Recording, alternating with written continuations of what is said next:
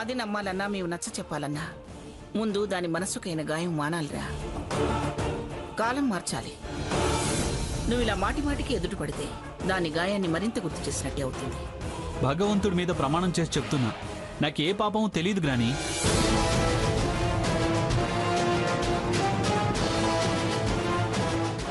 తన అపార్థాన్ని సమర్థిస్తూ దుర్మార్గుడనే ముద్ర మాత్రం నాకు వేయొద్దు. నీ దారిని నువ్వు ఉంటే ఎవరూ లాక్కొచ్చి ముద్రలు వేయర్రా.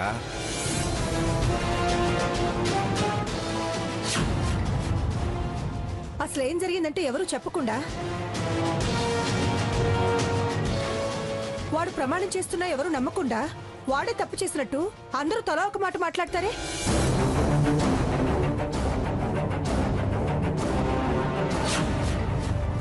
సీత, ఇంతకీ ఏం జరిగింది? ఈ గొడవ ఏంటి? అసలేం జరిగిందంటే అత్తయ్య,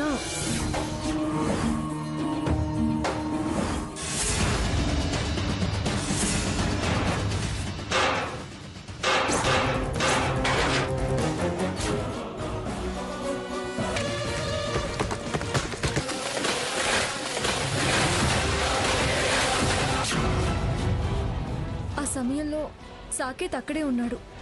అందుకే. స్వర్ణ, వాడు అలాంటి పని చేసేవాడు కాదమ్మా. నేను అబద్ధం ఆడేదాన్ని కాదత్తయ్యా. చెప్పవే, ఇప్పుడు దానికి ఏం సమాధానం చెప్తావో చెప్పు. మేము నమ్మినా నమ్మకపోయినా నష్టమేం లేదు.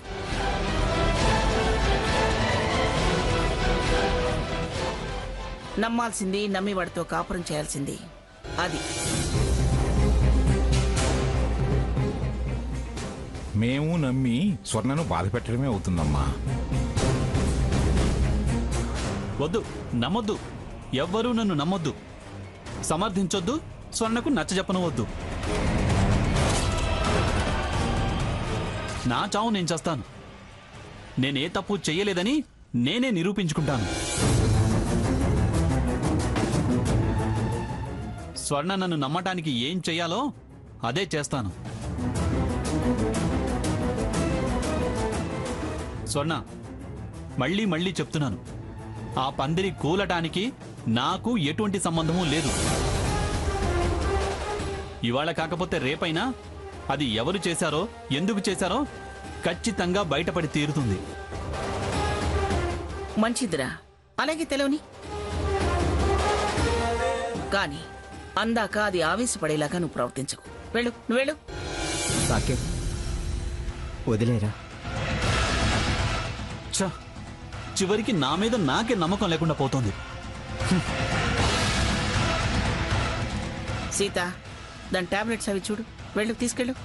స్వర్ణ, పద.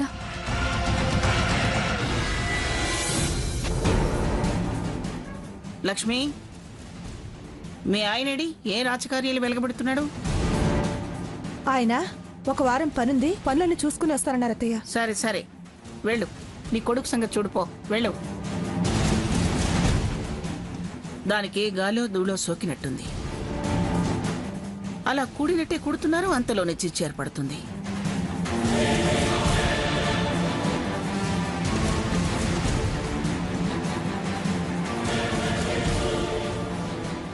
కూర్చో. ఎందుకలా ఆవేశపడతావు? కంటికి కనిపిస్తే చాలు అరికాలి మంట నెత్తికెక్కుతుంది. నన్ను నేను కంట్రోల్ చేసుకోలేకపోతున్నాను. ఎక్కడో ఏదో పొరపాటు జరిగింది. హారతి మీద మోసుతో బొబ్బిలి వెళ్లిన రోజుల్లో ఆ హారతి ప్రోద్బలంతో అలాంటి ప్రయత్నం చేసుంటే చెయ్యొచ్చు, మనం కూడా నమ్మొచ్చు. కానీ ఇప్పుడు అలా కాదే. సాకేత్లో మార్పు వచ్చింది. మార్పా? ఆయనలోనా? ఏవి రాలేదు. నేను ఈ మధ్య నీలాగే అనుకున్నాను, కానీ అదంతా అబద్ధం. అక్క, ఒక విషయం చెప్పు. మన అందరం పందిట్లో ఉంటే ఆయన గారు ఆ క్షణం బయటెందుకున్నారు? అలా అయితే హారతి కూడా పందిట్లో ఉంది కదా. తానుండగా సాకేత్ ఎలా పనిచేస్తాడు? తను కూడా ప్రమాదంలో పడుతుందిగా. ప్లాన్ వేసింది వాళ్లే కాబట్టి, జరగబోయే ప్రమాదం గురించి ముందే తెలుసు కాబట్టి ఎవరి జాగ్రత్తల్లో వాళ్ళుంటారు, తప్పుకుంటారు. ఏమోనే, నాకు నమ్మబుద్ధి కావడం లేదు. సాకేత్ని అనుమానించి తప్పు చేస్తున్నావేమో అని అనిపిస్తుంది. యాక్సిడెంటల్ గా సాకేత్ అక్కడున్నాడు. సరే ఉండు, నేను వెళ్ళి కాఫీ తీసుకొస్తాను. ఈలోగా టాబ్లెట్స్ వేసుకో.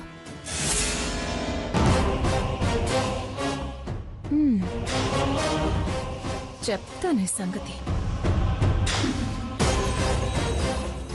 సీత, ఇంకో జన్మెత్తాలి అన్నావు కానీ ఈ జన్మలోనే సినిమా చూపించినట్టు చూపిస్తున్నాను. చూసావా? మీలో మీరు తన్నుకుని చచ్చేలా చేస్తాను అన్నాను. నన్నే తన్ని తరిమేలా చేస్తాను అన్నాడు మీ మరిది. ఇప్పుడేం జరుగుతుంది? నేను చెప్పిందా, నువ్వు నీ మరిది అన్నదా? నచ్చ చెప్పుకుంటాము, సర్దుకుపోతాము అని ఏదేదో అన్నారు. ఎవరు సర్దుకున్నా స్వర్ణ సర్దుకుపోదు. ఇంకా సాకేత్కి చాపే గతి. నువ్వు చూపిస్తున్న చూడు అనే సినిమాలో చాలా ట్విస్టులున్నాయి. అవి నీకే అర్థం కావు. శుభం కార్డులోపు నీ కాలు ఈ గడప దాటుతుంది. చూద్దాం. ఏ పోవే.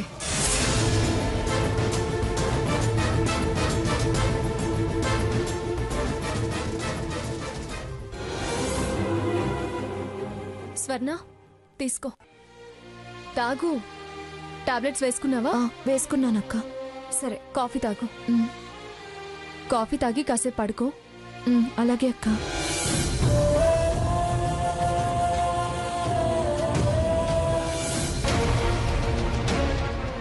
రై సాకేత్, ఇలా రారా. చూడు, అది యాక్సిడెంటల్గా జరిగిన సంఘటన కాదురా. ఎందుకంటే ఎవరో కావాలనే పందిరి గుంజలు కోశారనేది మాత్రం క్లియర్. పోలీస్ కంప్లైంట్ ఇచ్చి వచ్చాం కదా, వాళ్ళు ఎంక్వైరీ చేస్తున్నారు. ఇవాళ రేపో తేలిపోతుంది. ఎవరు చేశారో తేలితే వాళ్ళను మాత్రం ప్రాణాలతో వదలను. చంపి జైలుకెళ్ళు. ప్రాణాలతో వదలదాడు, ప్రాణాలతో వదలడు.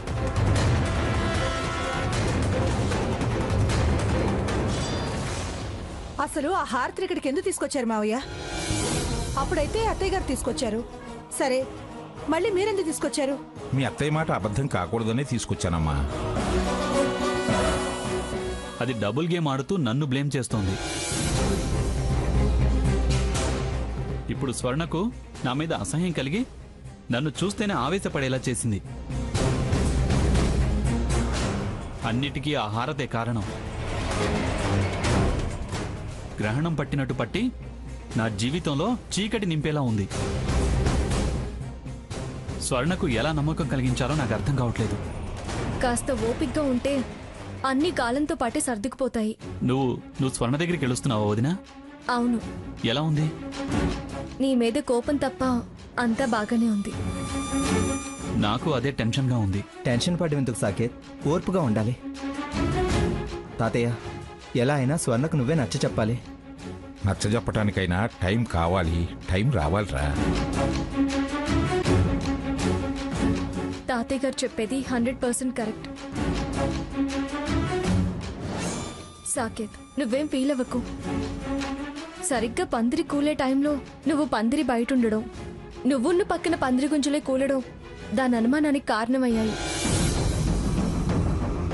ఇప్పుడే దాన్ని ప్రశ్న వేసి ఆలోచనలో పడేసొచ్చాను.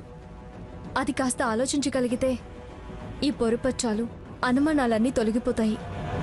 ఏం ప్రశ్న వేసావమ్మా? అది ఎంతసేపు హారతి సాకేత్ ఒకటే అని అంటుంది తాతయ్య గారు. అందుకే ప్రమాదమని తెలిస్తే ఆ హారతి పందిట్లో ఎలా ఉంటుంది అని అడిగాను. నా ప్రశ్నకేదో అంది, కానీ ఆలోచనలో మాత్రం పడింది. మంచి డౌటే ఎక్స్ప్రెస్ చేసావమ్మా.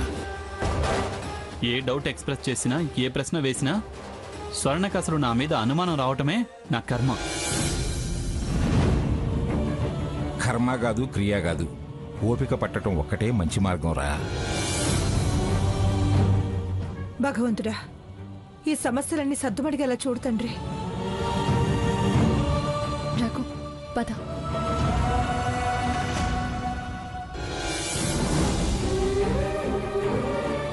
రే సాకేత్, ఊరకు అదే విధంగా ఫీల్ అవుకు. 2-3 రోజులు గడిస్తే అన్నీ సర్దుకుపోతాయిరా. పద, రెస్ట్ తీసుకుంది కానీ పద. రారా.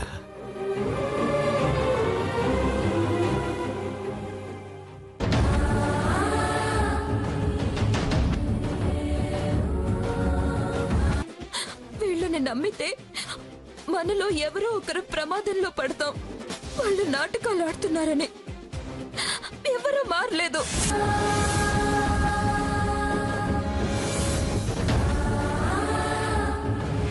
అయ్యో తెలిసిపోయిందని దాన్ని కవర్ చేసుకోవడానికి విదిలించుకొస్తున్నా మందులించొస్తున్నా అని కబుర్లు చెప్పుకో. చూడు, ఇలా చాటుమాటు వ్యవహారాలు అక్కడ నడిపి నా మీద లేనిపోని ప్రేమ వలగబోయకు. నేను నిన్ను మనస్ఫూర్తిగా నమ్మేదాకా నన్ను వేధించుకో.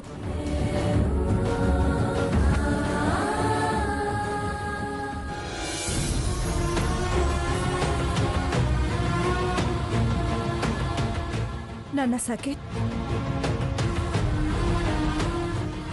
ఏంట్రా నువ్వు కన్నీళ్ళు పెట్టుకోవడం ఏంట్రా? ఏం చేయను, గుండె బరువెక్కిపోయింది. మనిషిగా మారి ప్రేమతో భార్యకి దగ్గర కావాలని నేను తపన పడుతుంటే ఎవరి పాపమో నన్ను దోషిగా నిలబెట్టింది. స్వర్ణ నన్ను అపార్థం చేసుకుని అసహించుకుంటోంది. నన్ను నమ్మను అని తెగేసి చెప్పింది. ఏం చేయను, ఎలా నమ్మించాలో అర్థం కాక నా బాధ చెప్పుకోవడానికి మనిషి కరువై నన్ను నేను సముదాయించుకోలేక ఉక్కిరి బిక్కిరి అవుతున్నానమ్మా. అందరూ అపార్థం చేసుకున్నారు. స్వర్ణకి దగ్గరవుదామనుకున్నా చీపో అంటోందమ్మా. నా మనవడు అంటూ అన్ని విషయాల్లో నాకు కొండంత అండగా ఉండే నా గ్రాని ముభావంగా ఉంటోంది. నా అనుకున్న గ్రాని అలా ఉంటే నేనెలా తట్టుకోగలనమ్మా? నా బాధ ఎవరితో చెప్పుకోనమ్మా? నా మీద నాకే అసహ్యం వేస్తోంది. నేను తప్పు చేయొచ్చు, కానీ అంత దుర్మార్గుని కానమ్మా. అదే నా బాధ. అందుకే ఇలా ఒంటరిగా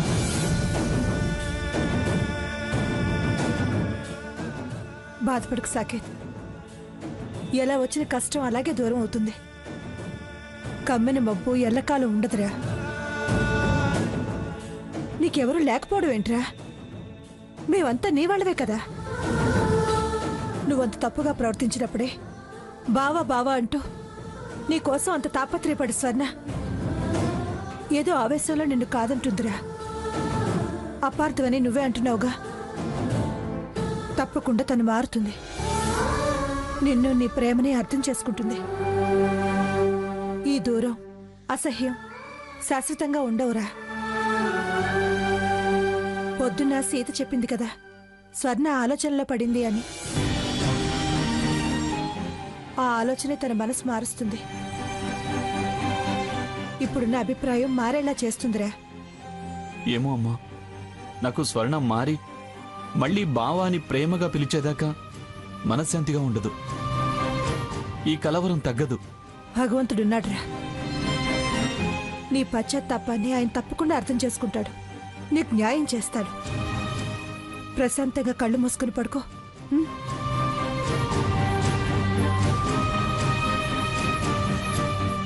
అమ్మా, ఏంట్రా? కాసేపు ఇలా కూర్చో అమ్మా.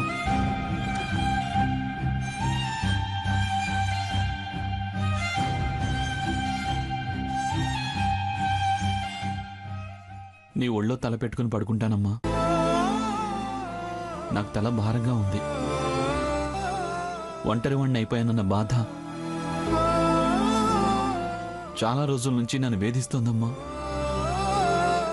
రానన్నా, పడుకో.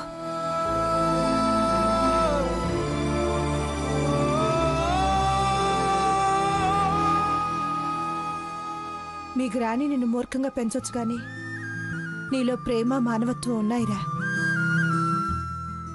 అవే నీకు మంచి చేస్తాయి. అమ్మా, రేపు నాకు తలంటుతావా? కాస్త ఈ బరువు తగ్గుతుందమ్మా. నువ్వన్నట్టు ఆ దేవుడి దర్శనం చేసుకుని వస్తా.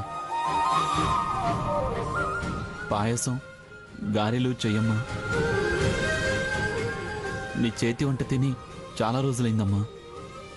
ఏంటి వీడు ఎప్పుడు లేంది ఇలా మాట్లాడుతున్నాడు? అమ్మా, అలాగే చేస్తాన్రా. నా మనసు ఇప్పుడిప్పుడే చాలా తేలిక పడుతుందమ్మా.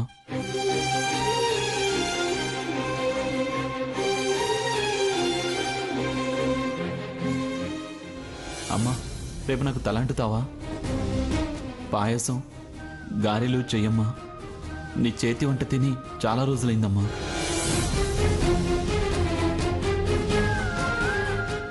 నాన్న సాకేత్, కళ్ళు మూసుకుని పడుకోరా. అలాగే.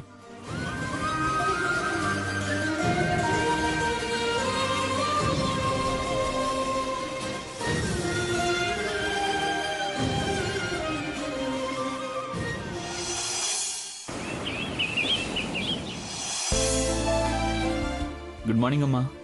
గుడ్ మార్నింగ్ రా. కాఫీ తాగావా? తాగానమ్మా. రాత్రి తలంటుతానన్నావుగమ్మా, అంటుతావమ్మా? అలాగే, కానీ క్యాస్ట్రాల్ అయిపోయింది. రోజు రాత్రిళ్ళు అరికాళ్లకు గ్రాని రాసుకుంటుందిగా, ఉందేమో చూసొస్తానుండు.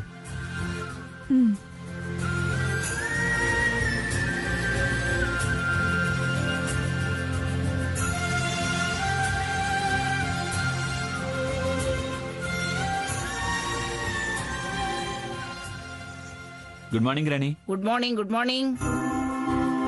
గ్రాని, నీ రూమ్లో క్యాస్టర్ ఆయిల్ ఉందా? ఆముదమా? దేనికిరా? అమ్మా తలంటుతానంది. ఆహా,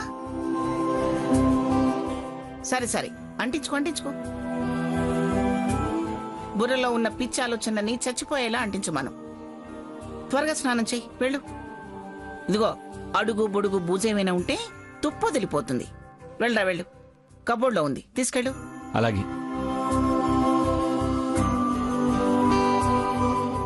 ఓకే గ్రాని, తీసుకున్నా.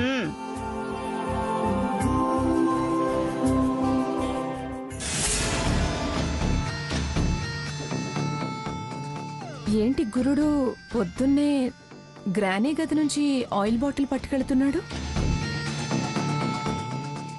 అమ్మా, ఇదిగో క్యాస్ట్ ఆయిల్ బాటిల్ గ్రాని దగ్గర ఉంటుందన్నానుగా, ఉంది. సరేరా, కూర్చో.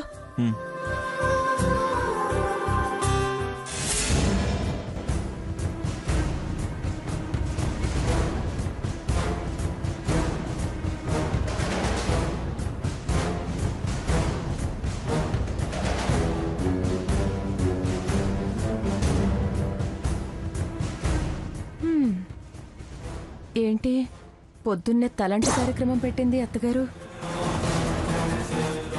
బాగా అంటండి అత్తయ్యగారు. స్వర్ణను మర్చిపోయేలా, నా జ్ఞాపకాలు గుర్తుండిపోయేలా బాగా మర్దన చేసి మైండ్ సెట్ చేయండి.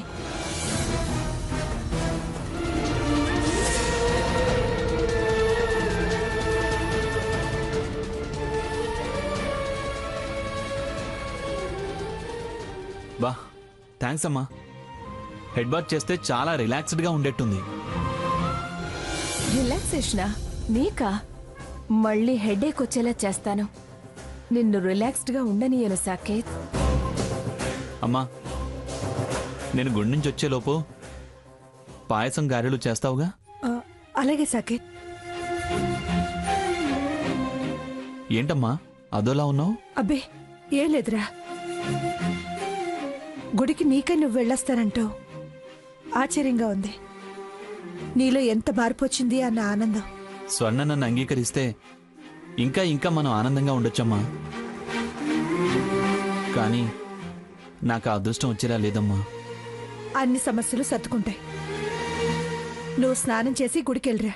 నేను ఈ లోపు నువ్వు అడిగిన వంటలన్నీ రెడీ చేసి పెడతాను.